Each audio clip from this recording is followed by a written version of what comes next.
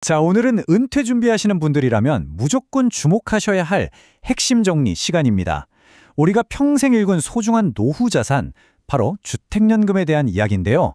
특히 내가 세상을 떠난 뒤에 남겨질 사랑하는 가족을 어떻게 완벽하게 보호할 수 있는지 그 확실한 방법을 짚어보겠습니다.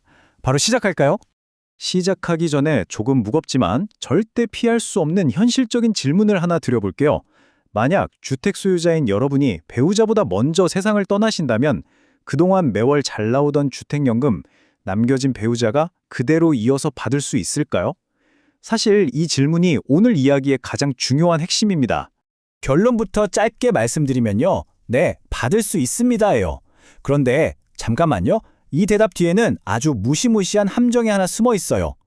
연금을 처음에 어떻게 세팅해 두었느냐에 따라 결과가 완전히 말 그대로 하늘과 땅 차이로 달라지거든요. 이걸 모르고 그냥 넘어가시면 나중에 우리 가족들에게 정말 상상도 못한 큰 시련이 닥칠 수도 있습니다. 자, 그럼 첫 번째로 배우자의 연금 보호하기 파트인데요. 우리가 흔히 아는 기존 전통적 방식에 어떤 숨겨진 위험이 있는지 한번 들여다보죠. 우리가 예전부터 흔하게 알고 있던 방식, 이른바 저당권 방식 주택연금이 있는데요. 여기서 배우자에게 연금을 넘겨주려면 엄청 까다로운 허들이 하나 있습니다. 바로 자녀들을 포함한 공동상속인 전원의 법적 동의를 받아야 한다는 거예요. 과반수요? 아니에요. 무조건 100% 전원의 깐깐한 동의가 필요합니다. 생각해보세요.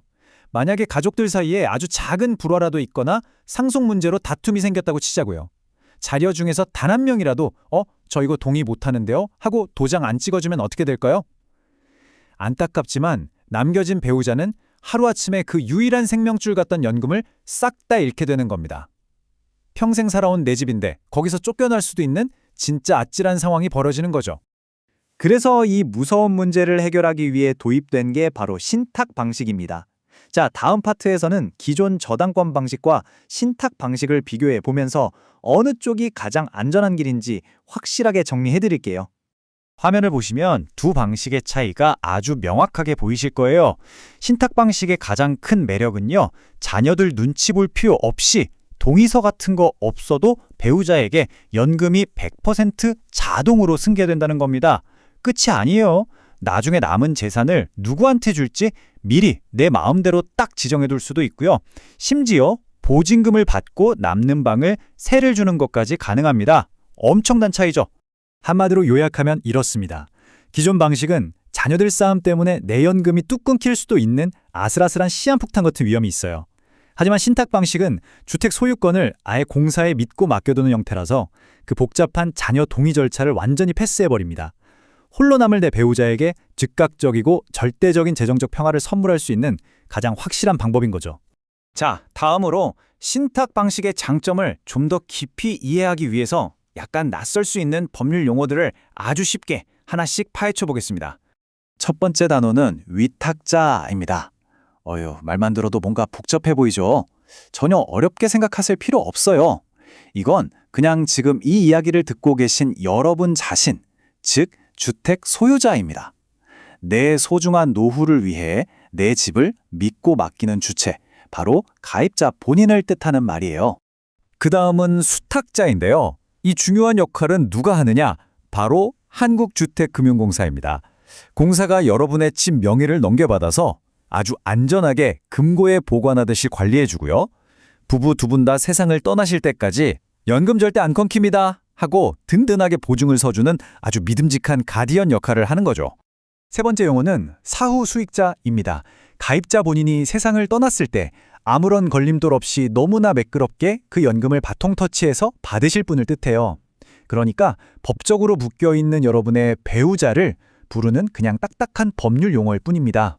마지막으로 귀속권리자라는 말이 나오는데요. 부부가 모두 세상을 떠나고 나면 공사가 그 집을 팔아서 계산을 싹 할 거 아니에요.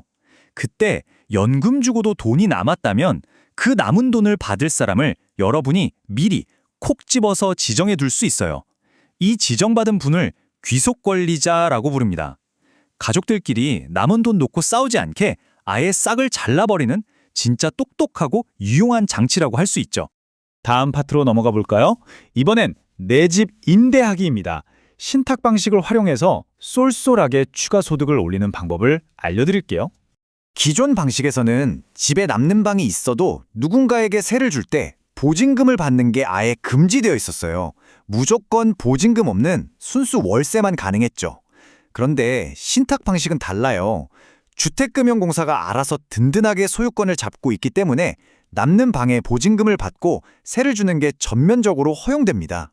이게 현실에서 무슨 의미인지 아시겠어요? 진짜 대단한 혜택인 거예요.